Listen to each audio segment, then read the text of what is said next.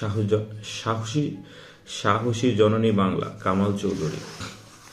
তোদের অশোনিত ঠাটা হাসি ফিরিয়ে দিয়েছি, তোদের রক্তাক্ত হাত মুছে দিয়েছি 9 মাসে। মানে 9 মাসে তাদের উচ্চ হাসি ফিরিয়ে দিছে। চির কবিতার দেশ ভেবেছিলি অস্ত্রে মাত হবে বাঙালি অনার্য জাতি, খর্বদেহ ভাত খায় ভীতু, কিন্তু কি ঘটলো শেষে? কে দেখালো মহাপ্রতিরোধ? অ আ ক খ বর্ণমালা পথে পথে তেপান্তরে ঘুরে, উদ্রাস্ত আশ্রয়হীন পোড়াগ্রাম মাতৃ অপমানে, কার রক্ত ছুঁয়ে শেষে হয়ে গেল ঘৃণার কার্তুস। মানে হলো 9 মাসে যুদ্ধে কি করছে, হারায় দেশ স্বাধীন করছে, তাদেরকে প্রতিরোধ করছে। ভাবছিল বাঙালি ভীতু ভয় পায়, কিন্তু আসলে না, তার উল্টা হলো।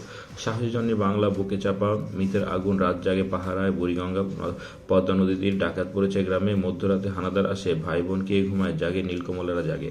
তার মানে বুড়িগঙ্গা নদীর তীরে রাত পাহারা দিতেছিল, হুট করে ডাকাত আসলে সবাই জায়গায় আছে, কেউ আর ঘুমায় নেই।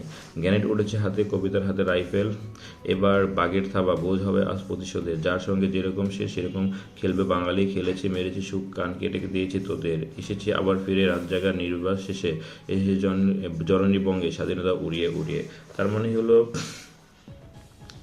বাঙালিকে তারা হালকা মনে করছিল, যার কারণে পরবর্তীতে কী করলো, পাকিস্তানিরা বাঙালিদের কাছে হাইরা গেছে। ঠিক আছে, অনেক যুদ্ধে অনেক ত্যাগ, অনেক তিতিক্ষার বিনিময়ে আমরা বাংলাদেশকে স্বাধীন করতে পেরেছি, এটা এখানে বুঝেছে।